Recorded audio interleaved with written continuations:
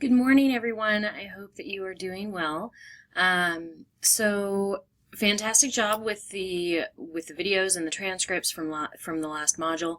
I know that at least internally we had a lot of conversations about the transcript and whether or not that felt like busy work in some places, but I think that one of the takeaways from that is that creating a transcript first, creating the script first, really saves you a lot of time when you're really focused on accessibility.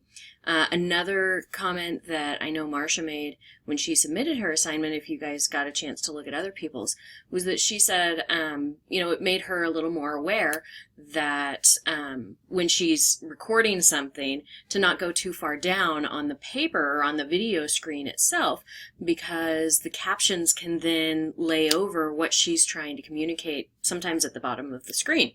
So for instance, if you keep the recordings of yourself, like I'm here, but I'm in the corner for you, if this was also being captioned for you, then what would that do for the understanding? And so just being aware of those things, hopefully, just adds a little bit more depth to your already strong wealth of information.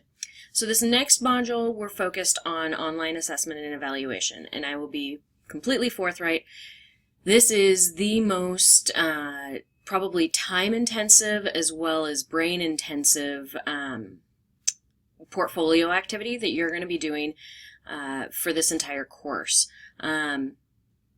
So the discussion is pretty standard. You're talking mostly about formative assessments, and that's here. You do want to make sure that you do explicitly address Tuttle's stages as it requests, so make sure that that's very explicit. But for the portfolio assignment itself, there's 3 very discrete parts to it, and it's very comprehensive. So think back to your teacher education programs and creating an entire unit plan.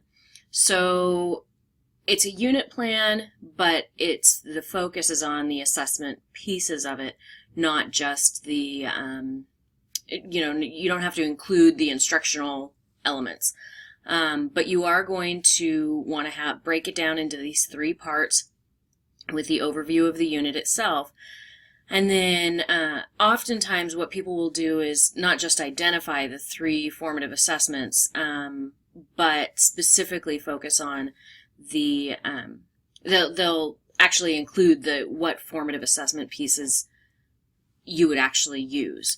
Different Web 2.0 tool for each formative assessment. So you can't use, let's say Google Docs for every single one of them. It could be one element, but there should be something that's discrete and different. And then how you would provide feedback.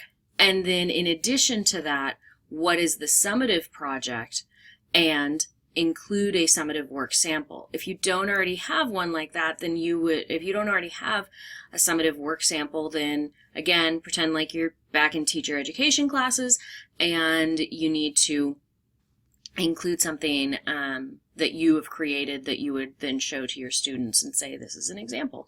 And in making that effort, in addition, there are some a summative assessment plan here, and a student example for a summative assessment. So when you're creating the summative assessment, be very careful because you may have to create the sample.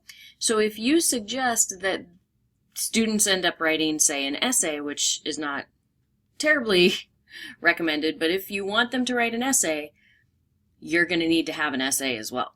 So keep that in mind. It is the most time intensive, but it is it's a really comprehensive attempt, and as we attempt to understand and get to the heart of what assessment means in an online space.